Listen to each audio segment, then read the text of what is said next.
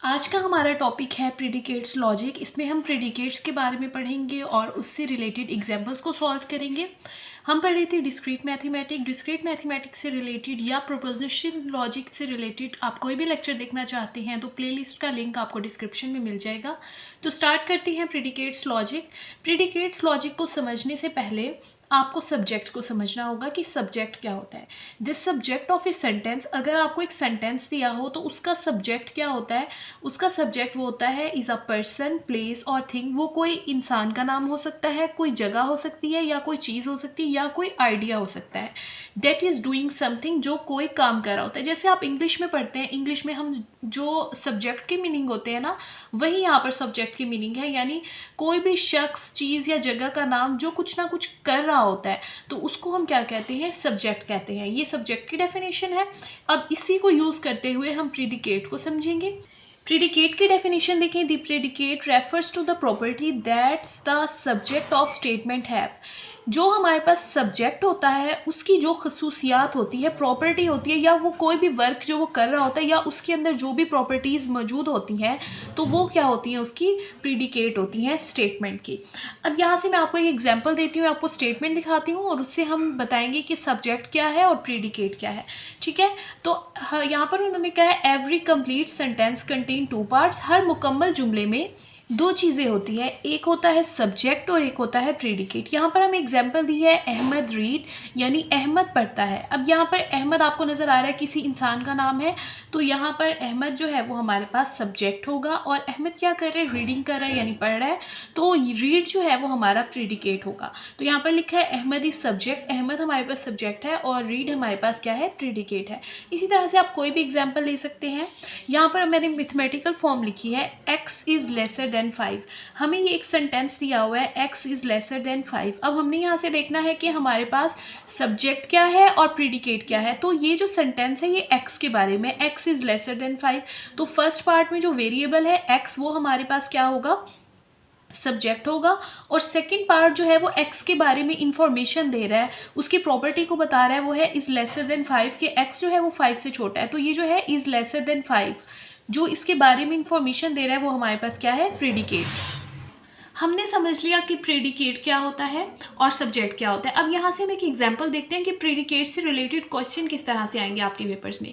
Late p x denote the statement. यहाँ पर आपको एक स्टेटमेंट दी है x इज़ लेस देन 5। यहाँ पर x जो है वो हमारे पास सब्जेक्ट है और लेसर देन 5 हमारे पास क्या है, प्रीडिकेट है, क्योंकि वो x के बारे में इंफॉर्मेशन दे रहा है।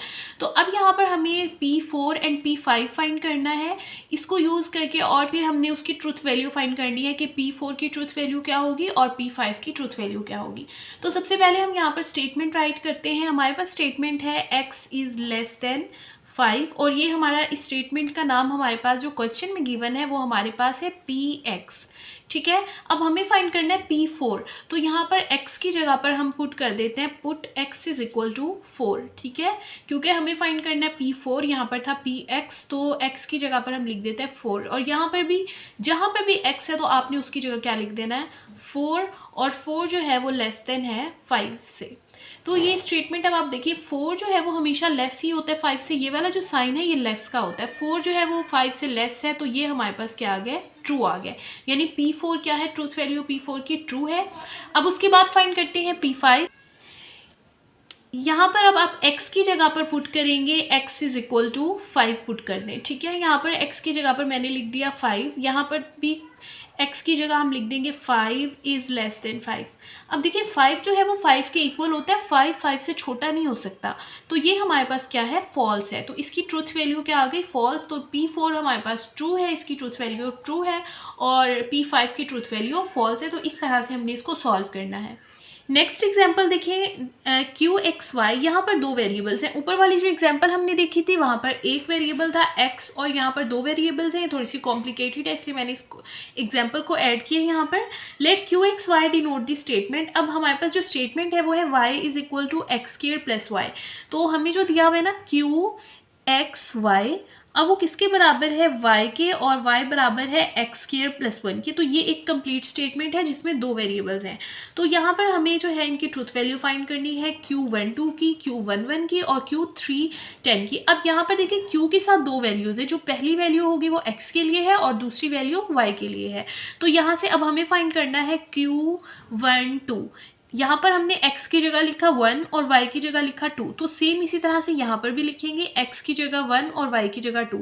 तो y की जगह हम लिख देते हैं 2 और x की जगह लिख देते हैं 1 का स्क्वायर प्लस 1। अब इसको सॉल्व करते हैं, ठीक है। तो यहाँ से देखिए 2, ये वाला इक्वल ना लिखिए, 2 इज इक्वल टू 1 का स्क्वायर जो है वो 1 आ जाता है, 1 मल्टीप्लाई बाय 1 आपको पता है 1 होता है, 1 प्लस 1, 2 इज इक्वल टू 2। तो यहाँ से देखिए हमारे पास क्या आंसर आ गया, 2 इज इक्वल टू 2। तो ये हमारे पास क्या है, ट्रू है।